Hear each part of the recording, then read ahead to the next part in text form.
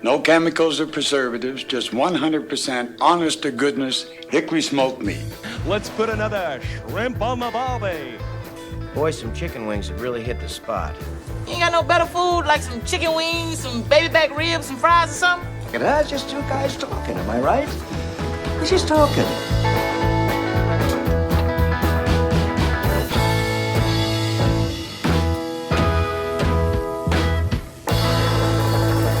Hey, howdy, hey. What's up, everybody? Welcome back to the pit. Welcome. I really need a better response to that. I was just, well, you know, I should prompt you a little better, probably. No, you're good. Our give and take is not as good as it used to be, John. I know. I was just distracted by the fact that someone has clearly moved the camera in here. Because you can't see the table. That's true. It got... If anyone's interested, little helpers. Yeah, I was gonna say if anyone's interested, I have 3 tax deductions, free to a mediocre home. No, that was the worst part about going to Chicago. I got there and I was doing some cool stuff, and I'd look around and be like, "Oh, where's Robbie? He'd think this." Yeah. That's what I was looking at. That I freaking miss my kids. I guess we probably should have done some of that on the podcast because John just gave me kind of a download of his tour. It was pretty sick, and a lot of it I'm looking at man, that looks awesome. I should try that. I want to go see Soldier Field and stuff where the Bears play, and my kids would absolutely love it. But I don't know what I want to take my kids on a trip like that. Here's the hard thing. My kids would love it. Mm-hmm. I did a 90-minute architecture tour. Yeah. On the river. On the river. Yeah, that sounds awesome. Which, anyone who knows anything about Chicago, it's a very popular thing to do. I lived there for 6.5 years, never once did it. Oh, so this isn't something you'd done before? Okay. No, this was I told myself last time I was there, I was going to do it, and I didn't. Mm-hmm. So I was I told Haley, I don't care what we do. I don't care where we eat, which is a pretty big thing because that's what you do in Chicago is you eat. Right. I was I want to go on this tour. I want, haven't ever done it. It's 90 minutes, and man, I blinked and it was over. I was fascinated the whole time. I took 300 pictures, killed my phone. My kids would have been bored after the first 10 minutes, right. And would have been Dad, can I play on your phone? Dad, right. Dad. And I have your phone. Yeah, that's so true. And I would have hated the whole experience. Yeah. So it's, there are definitely things to do in Chicago with kids. Most of the things we talked about, they would not have enjoyed. No. I'm finding that is a delicate balance because I want my kids to experience things, but I also don't want to hate my life the whole time. So, yeah. I think the museums are a great option. They like them, huh? Yeah. I remember that. That was always the best field trip of the year is you went to a different museum. They have a few more museums in Chicago than we do here in Cache Valley. Or Utah. Yeah. Period. General. Nice. I mean, we've got what? This is the place. Church History Museum. Yeah, but I haven't been to the Church History Museum in a very long time. I remember walking through the whole museum in 15 minutes. Yeah, it's not very big, but it does exist. It's kind of cool. Yeah. But it's not, And we have an aquarium. We do have an aquarium. I guess we technically have 2 aquariums. Mm-hmm. But one of them's in a shopping mall, which is kind of weird. Right, it's the worst. And what else? I mean... Yeah, that's pretty much it. I think we've got a planetarium. Oh, that's true. Yeah, I did go to that when I was in high school. And then there's the Kids Discovery Museum at the Gateway. Which is a horrible, horrible place where dreams go to die. Hey, man, the kids love it. They do. I guess where parents' dreams go to die. I chaperoned a field trip there a couple of years ago. Yeah. And it wasn't terrible. I didn't care about any of it, but the kids had a blast. My kids were over the moon.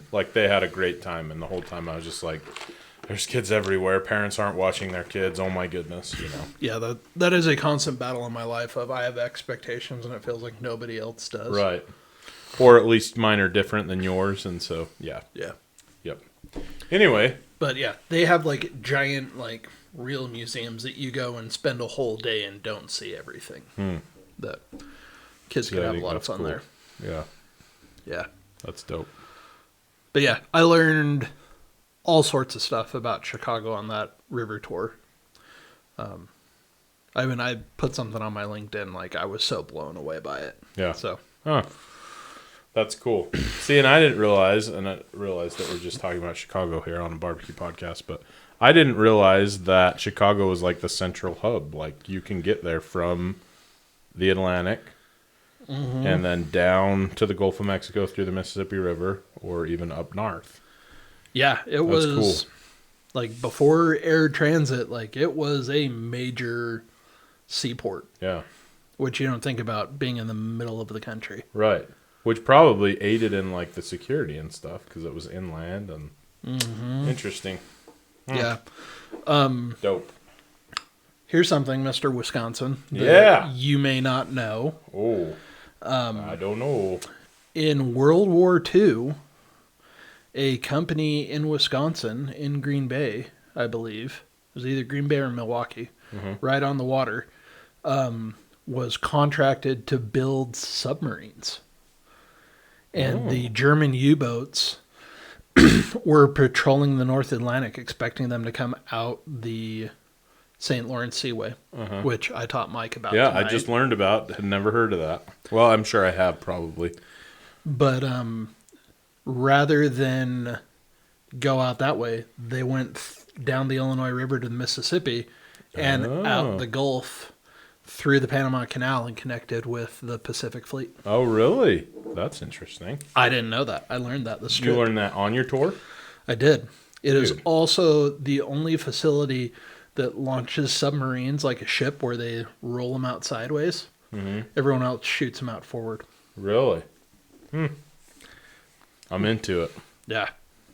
Chicago's fascinating. Yeah. And there is so much good food there. That is what I've heard from several people. Yeah. The food in Chicago is unreal. Yeah. I went to, first of all, I ate my pizza, had Geno's one day. Actually had Geno's that was warmed up. Haley and I flew in after the rest of my family. They had Geno's earlier in the day, saved us a couple of pieces, so we warmed those up when we got to the hotel at like 9 o'clock at night. And then went to Lou Malnati's, the other home of deep dish. And Haley said the most endearing thing she's said in our 15 years of marriage to me. Which was? The warmed up Geno's was better than this. Really? Yeah. Geno's and Lou's, it's a huge battle. We're not even going to talk about the other place. It's like Shasta trying to be involved in the Coke versus Pepsi conversation. Like, it's just not. Really? Yeah. Is it so? Are there several Genos or is there one Genos? You know what I mean? Like, are there multiple There are ones several, around the city, or is yeah, there are one several you go to? locations now. But the original one is on Superior. And they've like renovated and done it up, so it's like really nice now. When I was growing up and a kid, it was a little bit of a roll of the dice when you went there, whether or not it was going to be open because it got closed down so many times by the health department. Shoot. Dude, and it was like sketchy. It was like this brownstone that you like walked up into. The floors were all uneven. It was super dark. Oh dear. And the thing about Geno's is you write on, like, you can take a Sharpie or a paint marker or whatever, and all of the walls are just tagged. Oh wow. And That's cool. Yeah, it's a really cool. See, stuff like that I'm into, like the I don't know, Yeah, like tradition you've or been to whatever the you want to call factory it. Yeah. here in Logan. Uh-huh. Imagine like 10 times dirtier. Yeah. Ooh. Like it's just like it was the grossest place, but the food was so good that you didn't care about it. Huh. So, Interesting. anyways, it's delicious, and we need to do that. This makes me feel like I need to travel more. Yeah, Hearing but you talk about Chicago. we ate theirs. I went somewhere new. I had never been to Harry Carey's Italian restaurant. Harry Carey, the announcer for the Cubs, you obviously. Yeah. Oh yeah. I mostly know him from Will Ferrell's impression of him on Saturday Night Live. That's fair. Yeah. He had a restaurant that was just right by our hotel, so we did that. And had chicken Vesuvio, which is a big dish in Chicago. It's a grilled chicken that's like cooked in a wine sauce and has potatoes. Anyways, It was fantastic. What would you say is like the nationality of Chicago? You know what I mean? It's it's a melting pot. Yeah. There's a huge Polish population there, Okay. but also a lot of German influence, heavy Italian. I mean, that's where Capone was from. And, Yeah. Yeah, that makes sense. there's a lot of mob influence Yeah. in the Italian food there. Huh. But it is a true melting pot of nationalities and Because culture. of the St. Lawrence Seaway. It had a big part to do with Look it. at me learning go. things. Yeah, but if I thought of like the food in Chicago, it's probably Italian food and then steaks. Steaks. There's a huge like cattle industry, again because of the rivers and the trade there. There's a lot of meat. Really? Mm-hmm. See, when I think of Chicago, I just think Chicago-style pizza just because I'm not overly familiar with it. So I think Italian food or different types of things. I did not know big on steaks. Yeah. Okay. I'm down. Yeah, steaks are a whole nother thing. I intentionally avoided the steak restaurants because, one, they get really expensive, but it turns into a huge debate as to which one we're going to go to. So, I see. Interesting. John, would you rather have a steak or a pizza? that's hard, man. Yeah. I was mostly just trying to segue, but now I'm interested. Yeah, would you rather? Yeah. Yeah, we're going to play Would You Rather today. I'm kind of excited about this. This could be fun. I'm super excited about it. I don't know, man. It is rare that I would just pass on good Chicago deep dish pizza. Mm-hmm. But I love steak. Yeah. Especially a ribeye. Mm-hmm.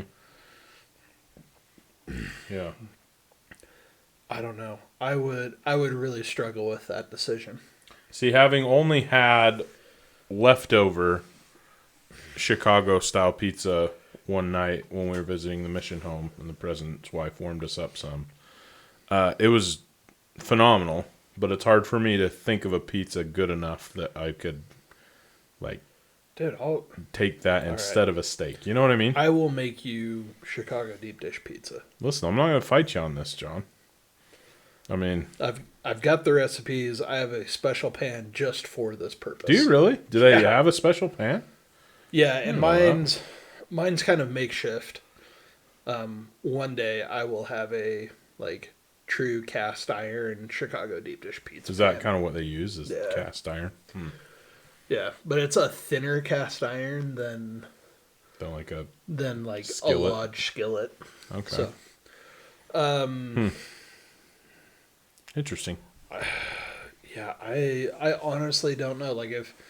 And I'm trying to take it to an extreme of you could only eat one, and you had to give the other one up. That conflicted, huh? Now, what if it wasn't Chicago-style pizza? Oh, then a steak every time. Really? So it's the Chicago style that makes it so good. Yeah. Yeah. So, and if there's any confusion about what that is, yes, please. The cheese is on the us. bottom, followed by the toppings, with the tomato on top. Uh-huh. And it's a thicker tomato sauce than a can of ragu. Yeah, than what Domino's would do. Yeah. So, yeah, if we're just talking Domino's or a ribeye, I take a ribeye every day of the week. Yeah, but it's the Chicago style that makes it so good. What kind of toppings? Like straight up meat, or do they do all the weird stuff too?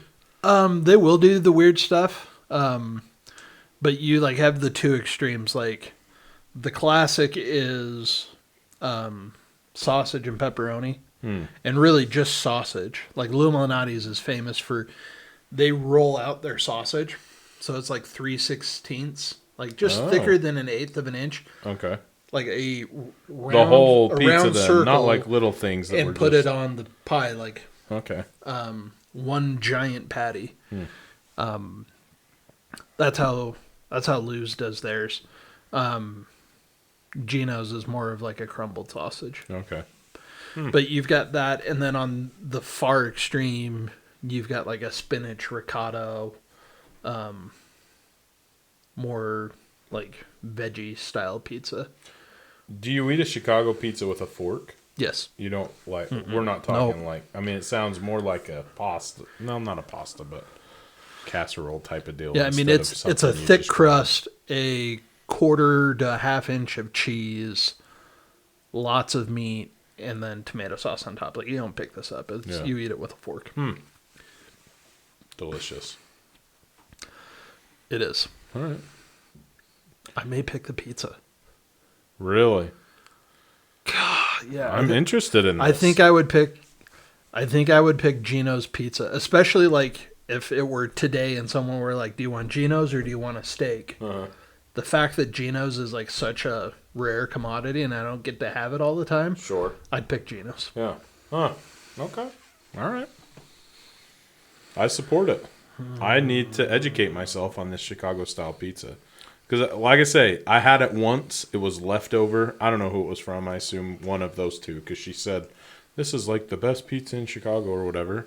Dude, it was the most amazing pizza I've ever had in my life. And it was day-old leftover, cold out of the... Like, oh my gosh. Yeah. It was so good. We will fix this problem, Mike. All right. As your friend, I will resolve this issue. But in our game of Would You Rather cook a perfect brisket for a family gathering Okay. or win a barbecue competition for your ribs? Oh, man. And That's a good one. This is like a big family event, like worlds collide, your parents, her parents, Oh, man. grandparents probably, Sure. the brother-in-law that, you know, kind of talks down about your food. I will throw down. Dude, you know Whitney's what? only got sisters, right? Yes. Okay, so brother-in-law was the right thing to say Yeah, there. for sure. For sure. You know, I think I'd go with the perfect brisket. I mean, I've been in the barbecue competitions. I have not won. Like, I'm not saying, like, oh, I've been there, done that. But the people that win, it's kind of like, cool. Like, it was almost underwhelming, you know? I mean, and I didn't go to a huge competition. I was going to say, I think it would depend on what the competition was. That's true. I mean, if there's a $10,000 grand prize, maybe it's a little different. Yeah, like but- if it was a Jack or Memphis in May or like... Yeah, that's fair. I think I'm still going to go with the brisket. I feel confident in my rib game, but judges didn't seem to like it. So I like the way I do things. But the perfect brisket, I'm after that every time. Nice. Yeah. I think I may have cooked my best brisket ever the last time I did it. Yeah? Did you tell us about that? Yeah, we talked about it. We don't need to bore everybody about it. All right. Saran wrap, man, I'm telling you. Oh, yeah, that's right. It changes the That's world. right. Dude.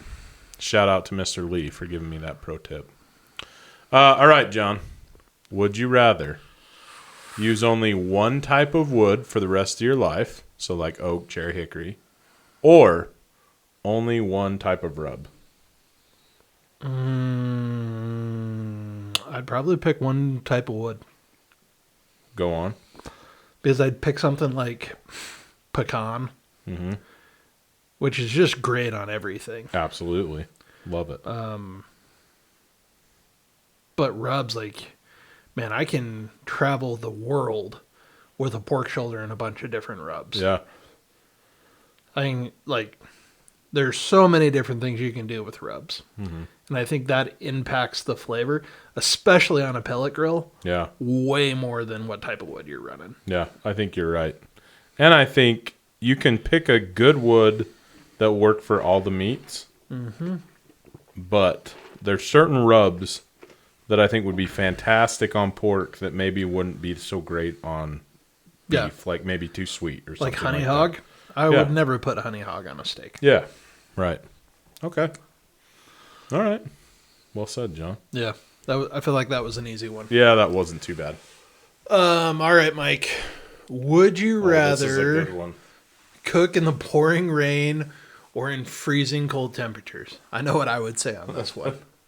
If it's me, I'm thinking the freezing cold temperatures because I can throw my welding blanket over that bad boy and it stays consistent. Pouring rain, I feel like, would be a constant battle.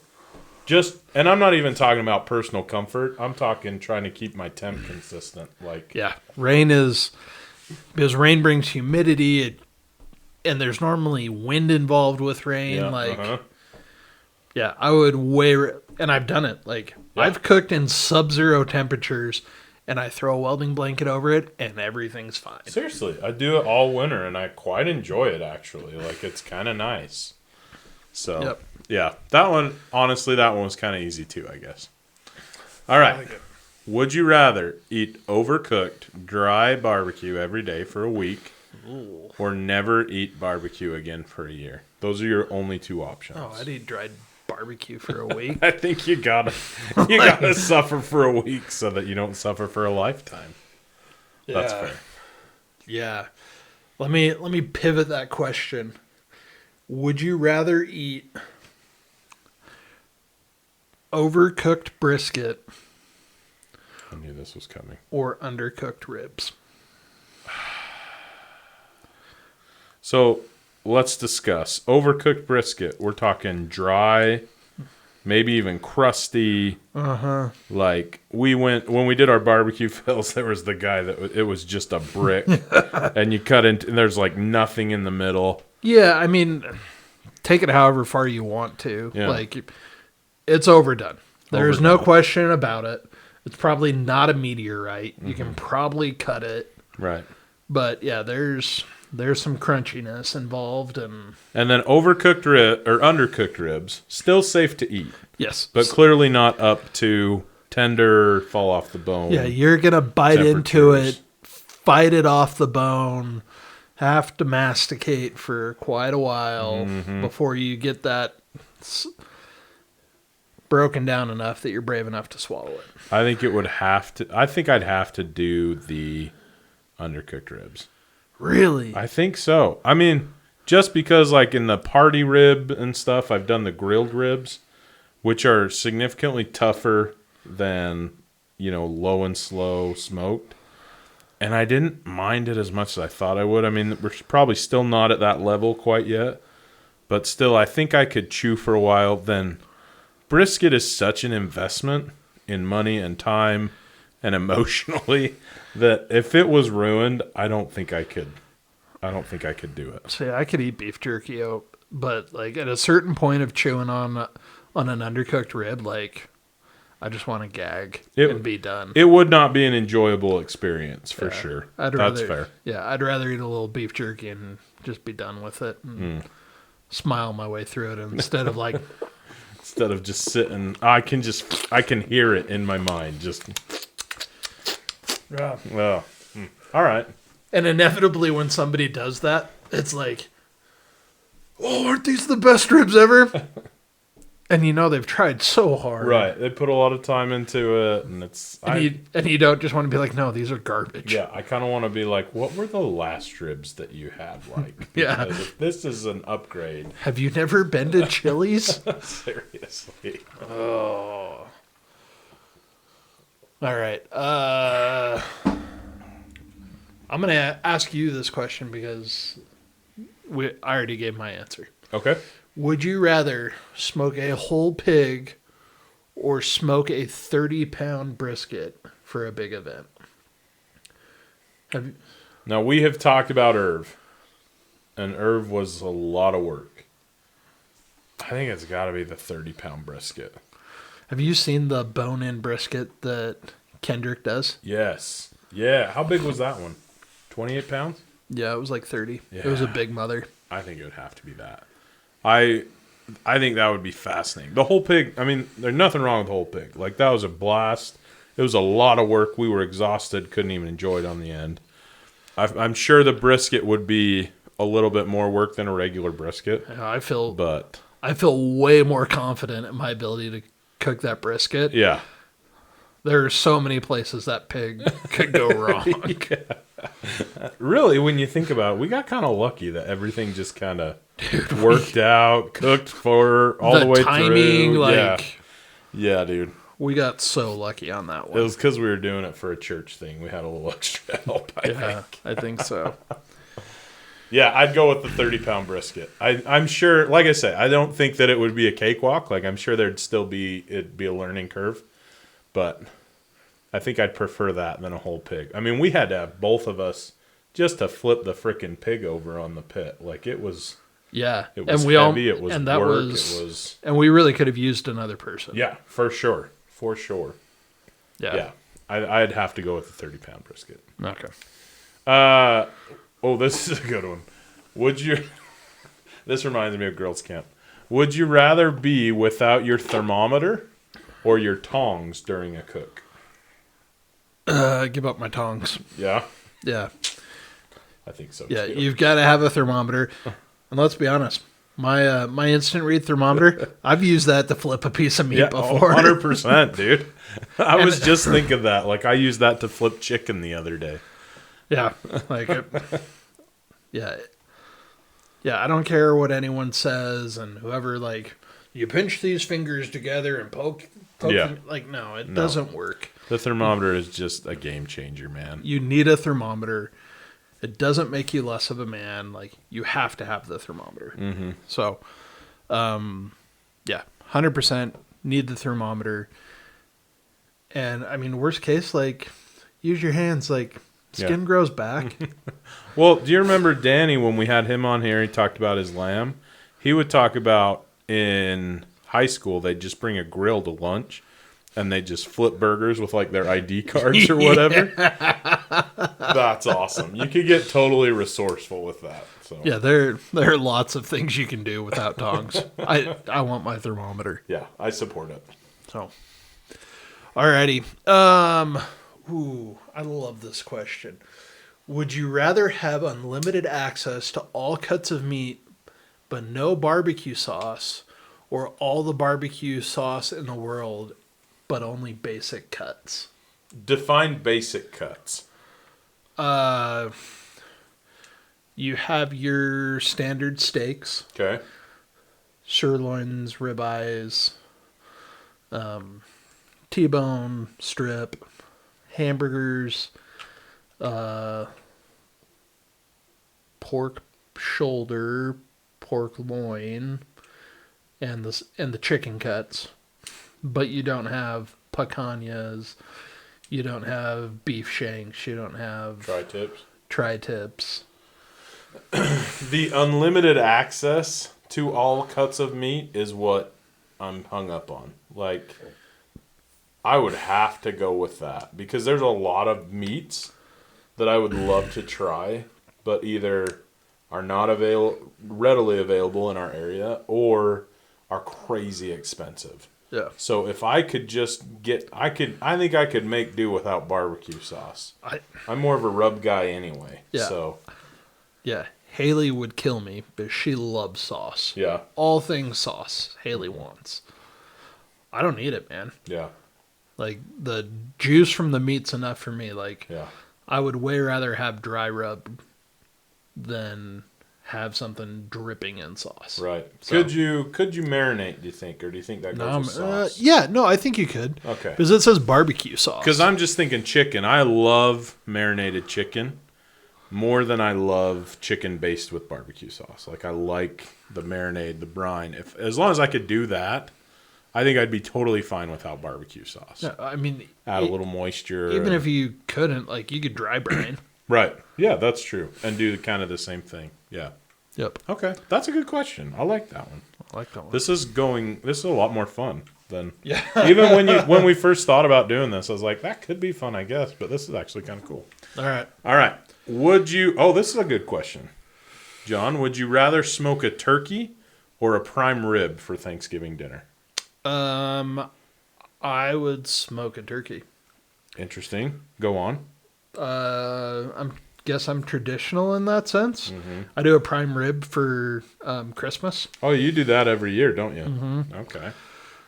But the other thing that we've started to do is because so I think like most people, we're on an every other schedule. Yeah. We do call it our American Thanksgiving. America.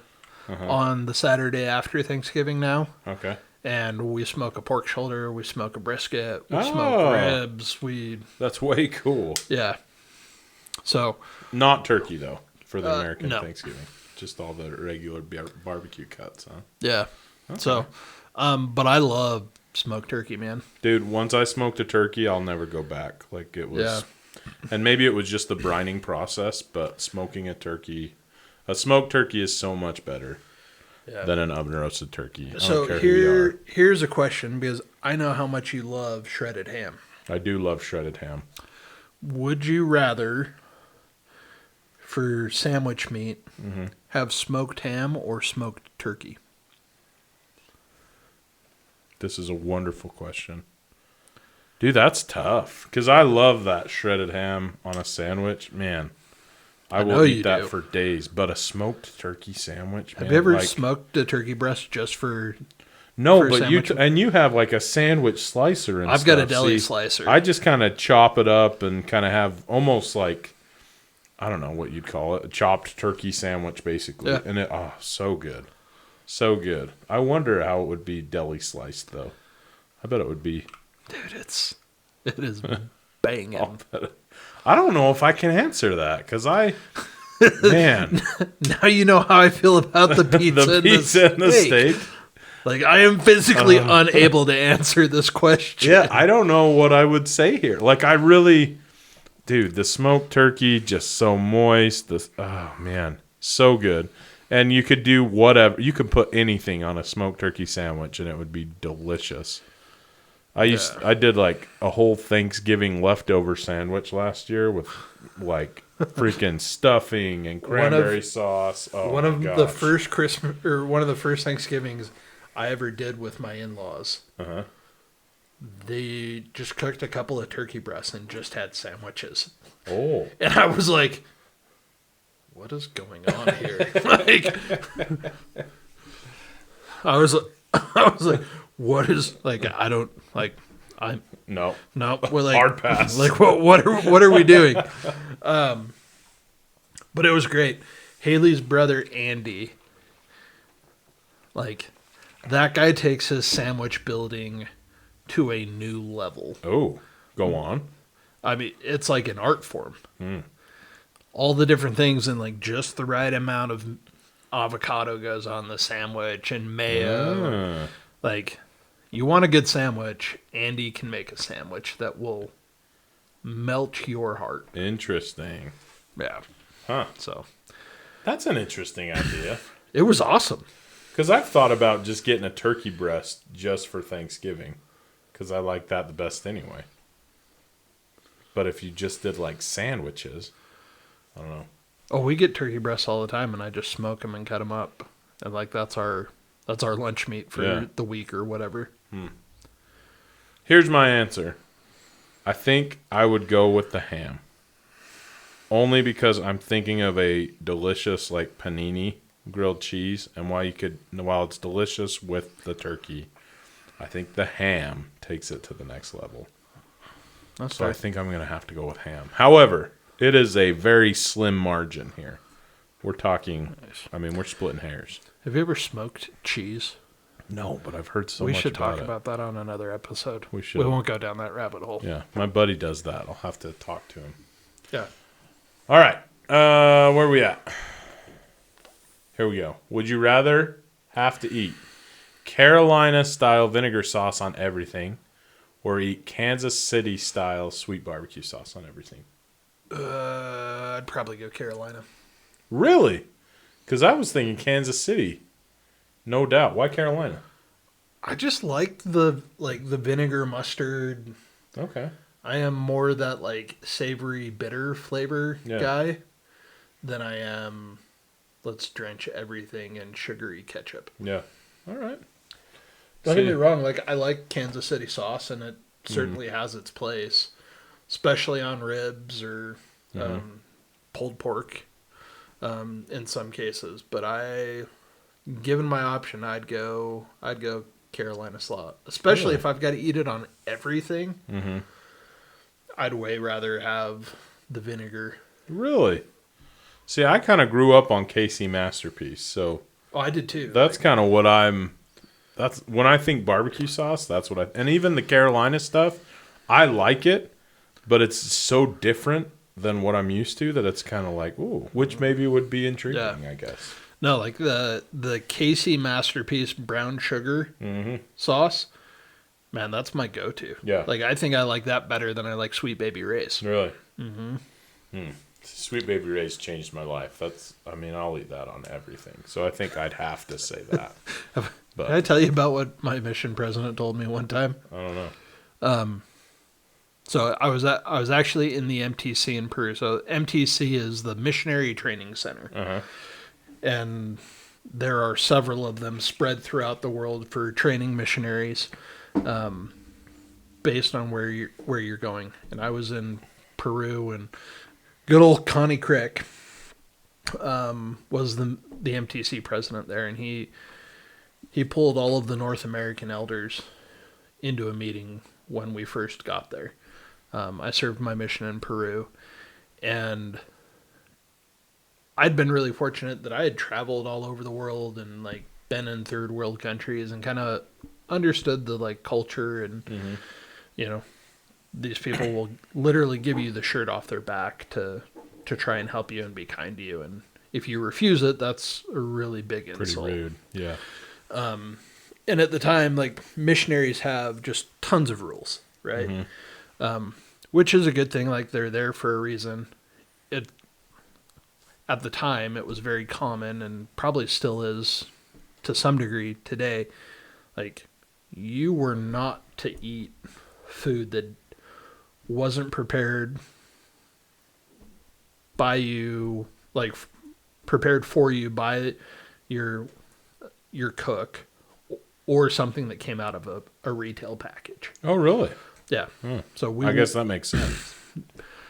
Just because like they were so worried about us getting sick, and I mean, right. Like, I drank water out of a couple of streams and ended up with tapeworms and amoebas. Like, foodborne illness was a real a real thing. Big deal.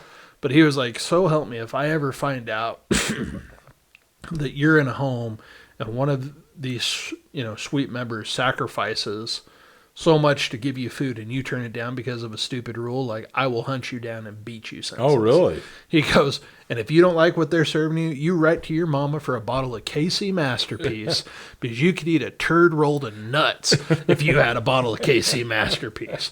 You're going to eat everything that's given to you. And it was just hilarious. That's awesome. So still this day, every time I think of KC Masterpiece, I think of good old Connie Craig. Yeah. Yeah, it was awesome. I almost fell out of my chair. I was laughing so hard when he said that. No. All right, Mike. Well, we are getting to that time, so let's wrap this up. Yeah. And I feel like this is going to be a good one. Yeah.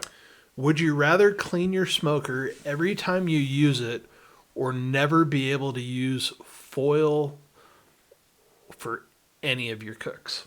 When we say foil, does that include butcher paper, do you think? Yeah, foil or wrap. Wrapping, anything. I mean, I think I'd rather clean it every time. I should do that anyway. I don't, but it doesn't say deep clean. So, I mean, define clean, right? I don't know. What do you think? Dude, I don't know how I would do barbecue without a crutch. I have to use, call me a sissy, but I have to use the wrap on most of the things I do. Yeah, I mean, I've done briskets without a wrap, but I get nervous about them drying out. Yeah. And there's a lot more risk involved there. Right.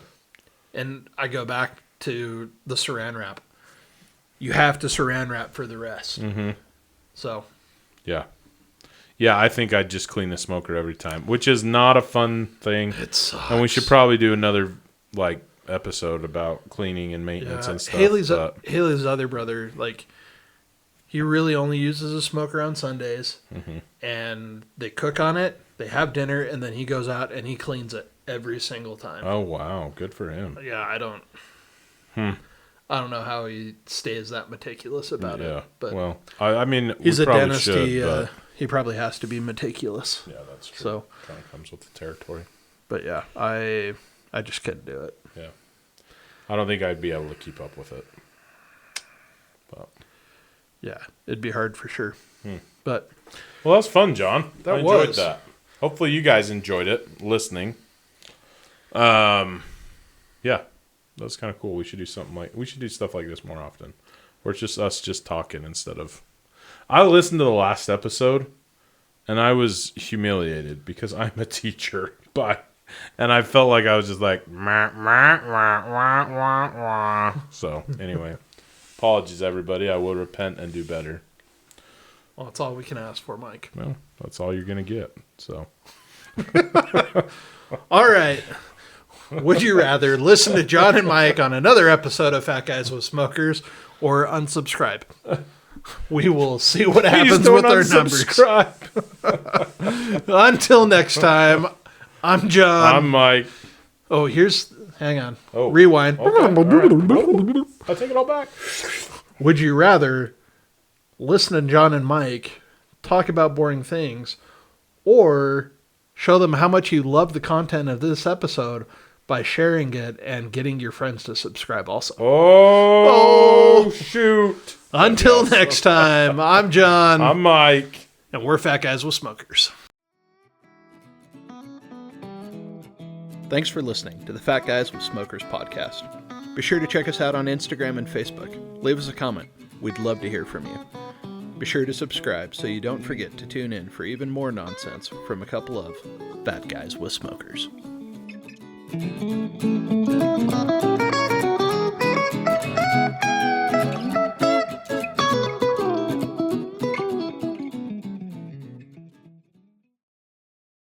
Don't forget to like, subscribe.